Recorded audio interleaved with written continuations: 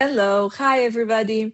First of all, thank you for joining us and taking the time to listen to what we have to say regarding the France's invoicing mandate starting this year in September. We are here, Deborah and me. We will try to explain what is the mandate, what are the regulations, and how ecosio and Code10 together we can provide a solution for your ERP regarding this legal requirement. So the ones who don't know me, I'm Ana Shopovski. I'm a managing partner here at Code10, and I am the compliance product owner. This includes all the SAP solutions regarding the electronic invoices and tax reporting for solutions and legal requirements all around the world. I have an extensive experience in SAP consulting as well for over 15 years, and yeah, implemented in all of our solutions. And we have Deborah here. Deborah. Hi, everyone. Thank you, Ana. Thanks for having me. It's a pleasure to be here. So my name is Debora Pereira. I'm a global partnership manager at ecosio. I focus right now on partnerships and strategic alliances, so to help drive growth together with our partners, both from a technical perspective or consultancy as well within the EDI and the e-invoicing world. Thank you. So let's get started. Let's just dive in. So as most of you know, probably already since you're here, the key dates for the French electronic invoicing mandate are the following. So 1st of September, it's becoming mandatory for all businesses registered in France to be able to receive these electronic invoices, sorry. And only the big companies, the large enterprises, will be also obliged to be able to issue and send these invoices in the electronic manner. However, starting from 1st of September next year, 2027, this mandate starts to apply to all VAT registered payers in France. So everybody has to be able to send and receive an electronic invoice, including the freelancers, the micro enterprises, etc., etc. So the quick facts about this legal requirement, right? So as I mentioned, in the scope, we have all domestic B2B transactions between the VAT registered businesses. The method, how we should send them, right? They should be sent via the public invoicing platform of France or through a certified private platform or a PDP registered entity in France.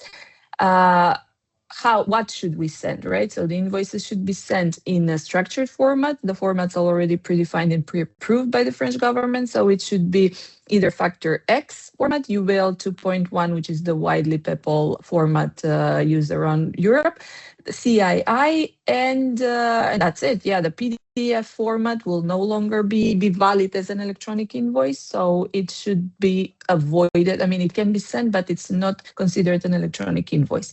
The mandate also includes e-reporting. I think Deborah will explain more into details on the legalities of the e-reporting and the rest of the documents that need to be sent. And I just want to mention that there are additional mandatory data that needs to be sent with the invoice. So it should be the 9-digit siren number, the delivery, etc., etc. So that's for now. That's all from me. Deborah, the floor is yours. Thank you, Ana. Yes. So the agenda for my portion of this webinar, I will start with the legal framework for this mandate, also the timeline and some of the key aspects to retain from this French mandate. More on the technical foundations, I will explain the model that they chose to go with and some of the flows, not all of them, because there are several use cases for this specific invoicing module, and to end with an overview of ecosio solution, how together with Code10 we can help customers be compliant. Before I dive in, something important that jumps right off the back from this French mandate is that it refers to both e-invoicing and e-reporting. There's a difference here, and I will explain exactly what that means. In France, the B2G mandate was already in place, where suppliers need to exchange electronic invoices with the public sectors via Chorus Pro, acting as a centralized platform. Within the B2G mandate, the Chorus Pro platform acts as the mandatory centralized platform. But in this case, suppliers within this new mandate will have two different options. They can either still use the Chorus Pro as an issuance platform for invoices, or they can choose and go ahead and connect to an approved platform. Like we mentioned, approved platform or PA, the previous P2P that they changed the name, it's all of the same thing. So within this new B2B mandate, covering the B2B domestic flows, this means that the French established businesses will need to exchange their B2B domestic invoices electronically via a PA, approved platform, and to report them to the public portal called the PPF within the first 24 hours. Now, approved platform, also called platform agréé in French, or PA, like I mentioned, will be able to connect to the PPF and also to any other PA to the receiver to actively exchange the invoice. A little side note to explain briefly what exactly is a PA, what it means. It's a service provider like ecosio, registered by the French administration, which will be authorized to exchange invoices with another PA, and also to report data and the e-reporting flow directly to the PPF, which will then connect to the tax authority. So sort of to summarize, the core function of a PA, it's to validate, transform, and transmit the invoices and the e-reporting data. To report any statuses regarding the invoice, exchange lifecycle, and to report also B2C and cross-border transactions. Obviously, not every invoicing provider can become a PA. You need to comply with very specific requirements, especially security requirements such as the ISO 27001. We're talking about cloud infrastructure and the GDPR compliance as well.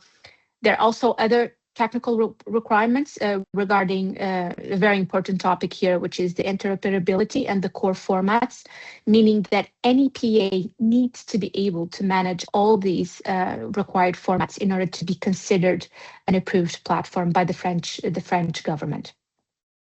So I covered the scope for B2G and B2B invoicing, but now let's move on to the e-reporting piece. The aim here for the e-reporting is to be able to declare all invoices which have not been included in the B2B invoicing mandate, meaning cross-border and international B2B. This includes all importation inside the European Union and exportation inside and outside of the EU. In this case, invoices can still be exchanged in paper format, or for example, through EDI, or even through a side PDF sent by email. What does change is when and how you report these invoices to the tax authority. So let's give a very specific example. Let's say you are under a specific tax regimen that says you need to report these invoices to the tax authority within 10 days. Between those 10 days, you can continue to exchange the invoices in the format that you have chosen, like a signed PDF, for example. However, with this change, it means that at the end of those 10 days, you will need to aggregate all of that information and through a PA, report those invoices to the tax authority. So this is what the e-reporting piece means and the changes it applies. For B2C flows, it will be sort of a similar concept. The only difference is that the B2C transactions need to be consolidated but per day. So we will have a daily summary per currency and siren number and all the VAT details. Now, in addition to cross-border and B2C transactions, we also have payments. So certain services related payments will need to be declared as a new reporting flow to the tax authority. So it's quite complex. This is when the companies have not opted for VAT on debits. It's really important to review if you as a business need to declare your tax payments to the tax authority. Regarding payments, the frequency is different. So the companies will need to check also what type of tax regimen they are under to know the exact periods they need to make these declarations. And this is basically the full scope for this French B2B mandate that also covers B2G, B2B transactions, and e-reporting cross borders for B2C as well, and payments. Next slide, please, Anna. So next, talking about the penalties, we'll go over them very quickly because I think they help explain why getting the process right matters. First, there's a fine of 50 euros per invoice when obligations are not met. So this applies to taxable person if they fail to comply with their invoice issuance obligations. It also applies to the actual platform, so to the PA, if they fail to comply with data transmission obligations. Second, there is a separate penalty, 500 euros per failure, when the taxable person does not transmit transaction and payment data. So this is specifically about payment information and also applies to platforms. The penalty here for a platform to fail to transmit transaction and payment data, it's capped at 100,000 euros. So I would say that the key point here is that both parties have now very clear and defined responsibilities and penalties as well that are designed to basically enforce data quality and timely transmission. Now, something new is that there's also a new penalty starting from September of this year that targets a very practical requirement. The taxable person must choose a reception platform. So if a taxable person does not make that choice, they can be fined by 500 euros. And this only applies after the business, so the company has received a formal notice to comply, which is what they call the MED or the mise en demeure. They then have 3 months to regularize the situation. If they still don't do this within this time frame, within the 3-month period, an additional 1,000 euro fine can be issued. And importantly, to take this into account is that this 1,000 euro penalty can be repeated every 3 months as long as the situation remains unresolved. And each cycle is again triggered by this new formal notice, the MED. So the companies need to pay close attention to that. The message is very clear. By selecting a reception platform, it's not just an operational step, it's a compliance obligation that it has its own escalating penalty mechanism. Next slide, please. Now, the timeline for this mandate, for this B2B mandate, it will come into force, like Anna mentioned already, September of this year. But also something worth mentioning from last year, during the first semester of 2025, the global directory was made available by the government, first to test the flow between a PA, so an approved platform, to the central directory. And in July, we could move on into production. So ecosio has been connected to the global directory, both in test and production already. The next important deadline to also take into account was October 2025, where we had the PPF available for the PAs to be able to connect and to test the connection between those two. And starting February this year, they initiated the voluntary pilot phase for customers that wish to comply before September. It's not mandatory, as clearly states, but for companies that are ready to start, it's always a good idea. From the go live, all companies, regardless of the size, must be able to receive invoices. To send invoices, the first wave applies only to large and mid-sized companies. Those companies must issue invoices and comply with e-reporting. In practical terms, that means that businesses above the threshold, typically more than 50 million turnover or more or less 250 employees, need to be ready to send structured invoices and transmit the required reporting data. Now, the second wave will start from September 2027. From that date, SMEs and micro enterprises must also comply with sending invoices and with the e-reporting obligations. So by 2027, issuance and reporting requirements extend to all remaining businesses, not just large and mid-sized companies. Next slide, please. Now, just some key aspects here of this mandate. We have, like I defined the scope, we have B2B domestic transactions and cross-border transactions, B2G, G2B, government to government, and also B2C and payments. The tax authority in charge of this is the DGFIP. The module type that they decided to go with is the decentralized C2C exchange module, so the known for the Y-shaped model that I will show you as well. The mandatory formats also, Anna covered them, being the three of them.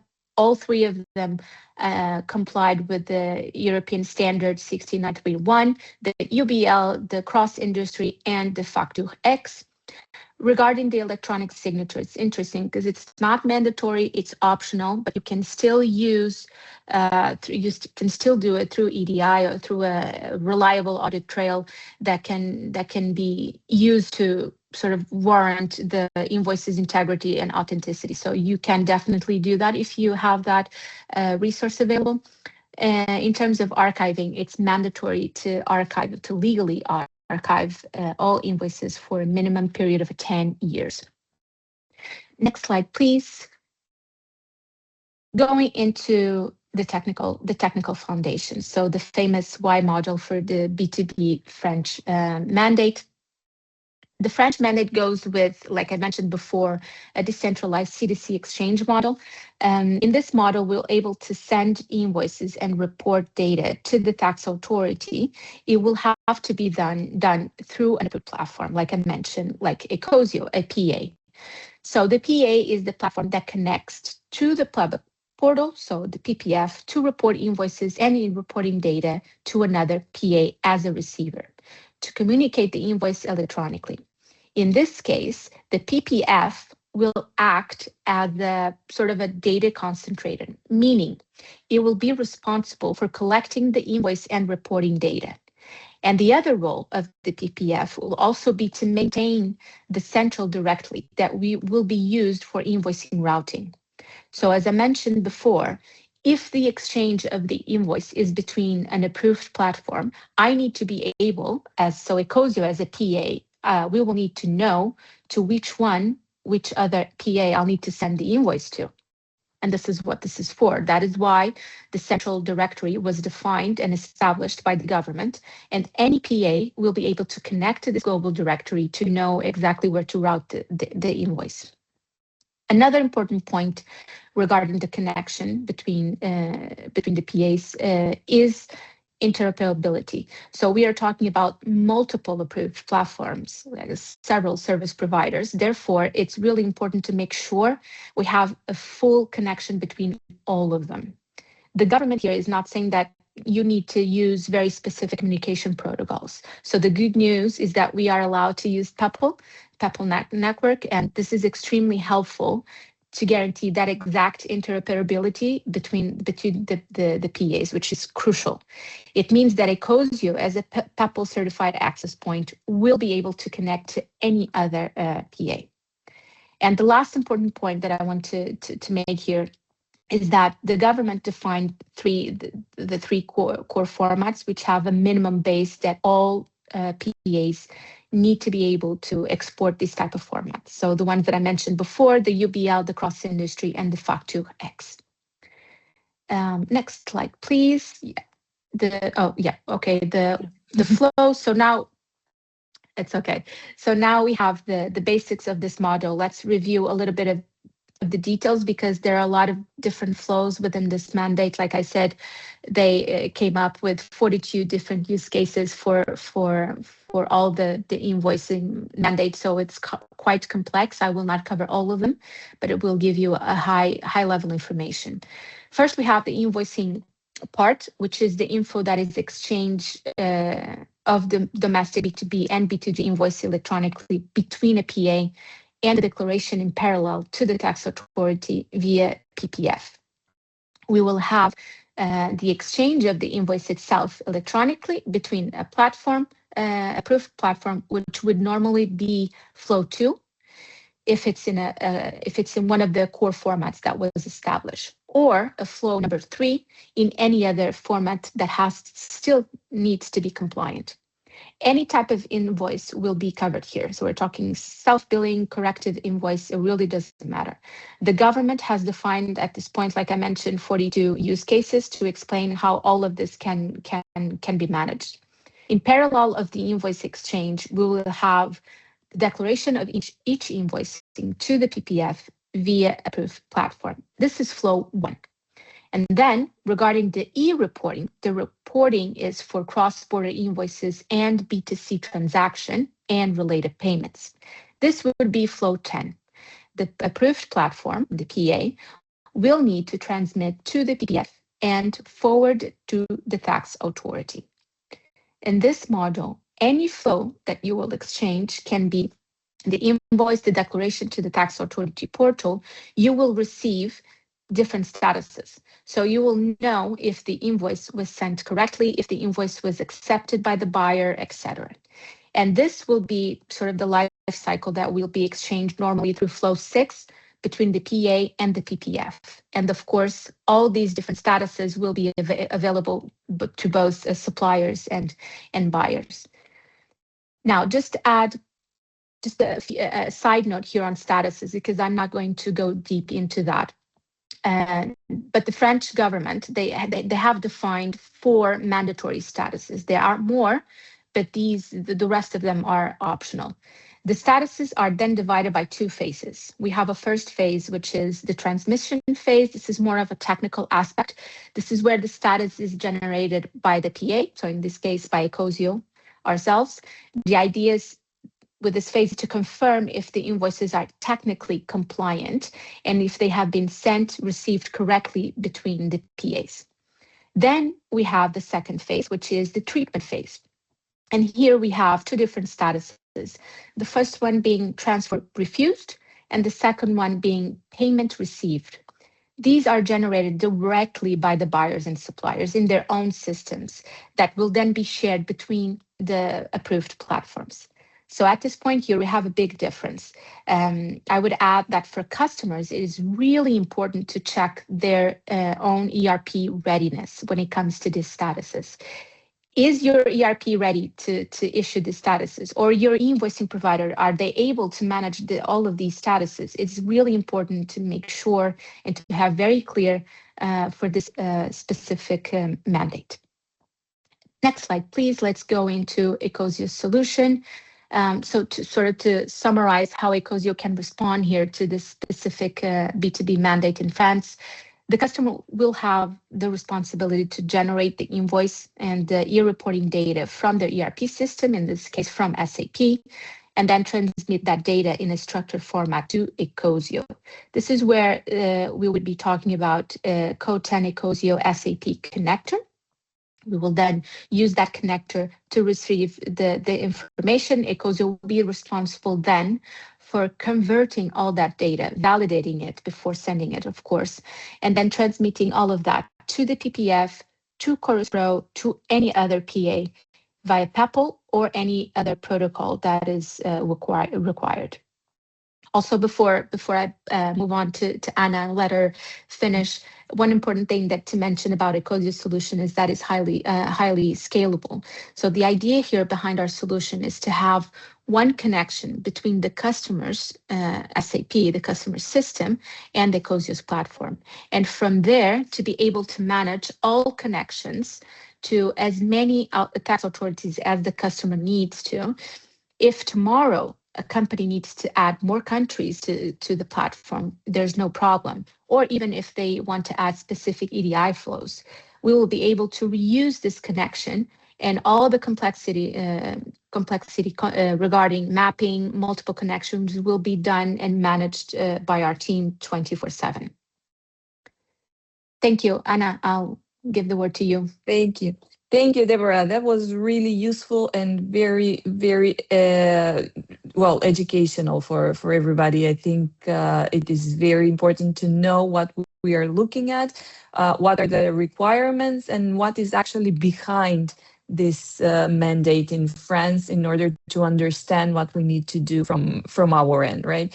So taking a step closer to our ERPs, right? SAP in this case. So how do we make the most of all this work that ecosio has done, right? All of these connections and and mappings and the communication, etc. So what we have developed together with ecosio is the eCompliance hub that is connecting your SAP system to ecosio, but it's not just a simple connection to it. So it is a hub, it is an application within your SAP system that is sending the outgoing invoices to ecosio, is receiving the incoming ones and posting them at the same time in your SAP system. And we have a monitor over there to be able to see these documents, what is their status, what happened, navigate through these messages within the system and go to the corresponding transactions. We have a system of authorization roles over there, so we don't let everybody see everything, right?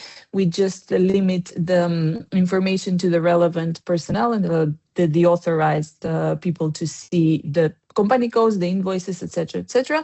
And of course, we map all the relevant documents to be sent to ecosio for the French mandate from the SAP tables and SAP data formats to UBL XML format, which is the extended PEPL format for electronic documents. So this is roughly the map, how it would look like when we connect SAP through ecosio to the French authorities.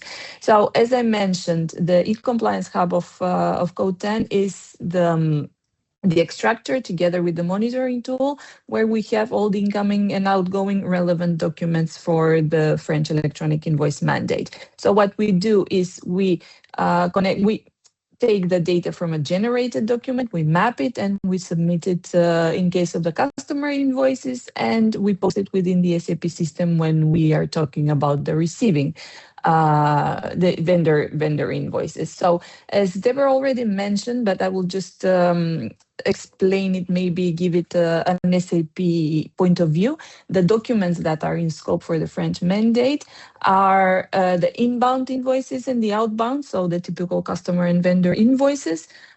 We have the credit notes both inbound and outbound.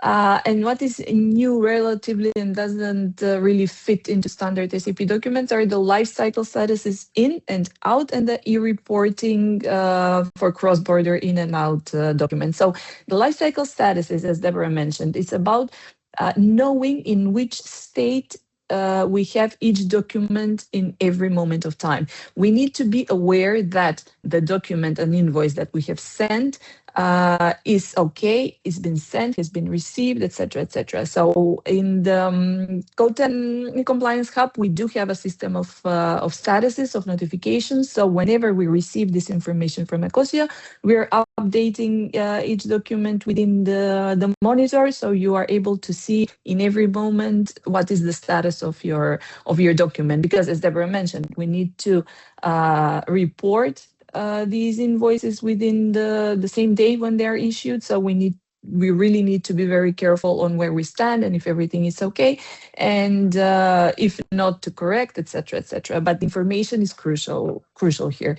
So within the hub, we do have the system of statuses and information. And regarding the reporting, so in terms of SAP in large companies, this is still a document where we inform the taxes that are relevant for this mandate, right? So this is another UBL document mapping, let's say, that we sent to ecosio and for which we received a response. So this is also included within the solution and is taken care of. So how does it look like? This looks the same as for any other solution of ours. So if you have implemented another one, you will have all the solutions available and visible on your left-hand side. Here we can, again, restrict by user authorizations and roles and company codes. So per country, per process, per solution, and per an entity, VAT entity in each country, right? We have a set of actions where we can define whatever is needed for our clients' flow for invoicing. So we can add additional buttons, we can add additional views, etc. So this whole tool is very customizable depending on our clients' necessities and their invoicing procedures and processes. So, as Deborah mentioned, and here I think it's extended to us as well, that the Code10 Compliance Hub, together with ecosio, it's giving us our an homogeneous and holistic vision of the solutions, how the electronic invoicing and the complying with these legal requirements should look like, right? Because we know that these problems and these issues, the requirements are never the core business of any of our customers, right? But it's something that we really have to comply with, and it's very important for our customers to have the security and to be assured that they will not have additional problems with this, right? And not only that, we need to have a solution that is easy to use, easy to understand, and we don't have to do extensive trainings and to bother users and to keep them away from their actual duties in order to learn or comply with all of these legal requirements. So all of our experience in these previous years, we have acquired, we have learned this, and it is what we are implementing within our solutions, right? To make it easy for the users, easy for the customers, not only to implement, but to use it and to scale it the near or a further future, because we know that already some countries have implemented these legal mandates, and we have a lot coming soon in the future. So we really need to be ready. And it's not only about the legal requirements that are coming in, right? We have merging between companies, acquisitions, we have ERP upgrades, changes, etc., etc. All of these changes are affecting these legal requirements and the way we comply with them. So we always need to be aware of how we implement our solution, how scalable they are, and how secure they are in the long term, right? So having said that, what we offer in our solution is the all-round support in e-compliance, regardless if it's electronic invoicing, tax reporting, or whatever else legal requirement that might come along in any of the countries in the world, right? So we do keep informed on what's going on in the world. So we provide localization services to our clients, and of course, as I said, scalable and stable solutions where on which our customers can rely on. And we have different implementation strategies based on your system, on your SAP version, etc., etc.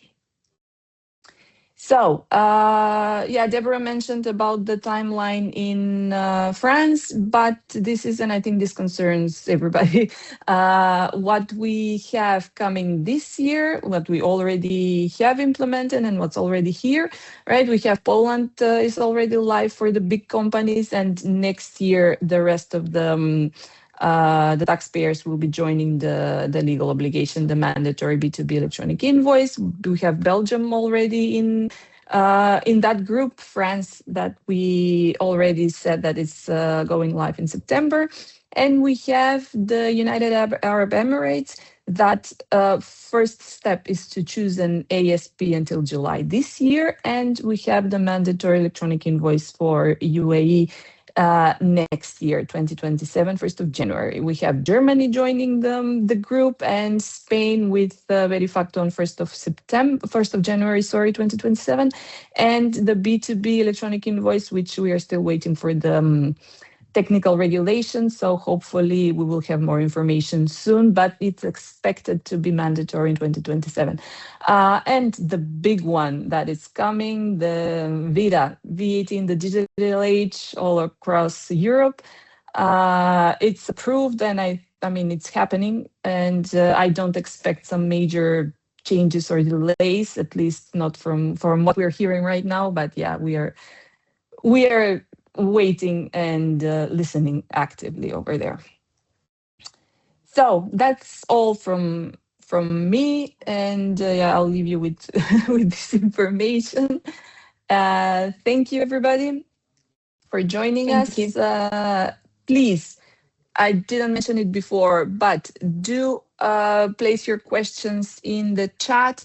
We will reply via email, and we will publish another video replying all of your questions, because I know it's a very interesting topic, and that there are a lot of doubts and uncertainties on what's coming, what's here and how to solve it. So yeah, stay tuned. Thank you very much for your time and have a nice day. Thank you. Thank you, Anna. Thank you, everyone. Bye. Bye bye.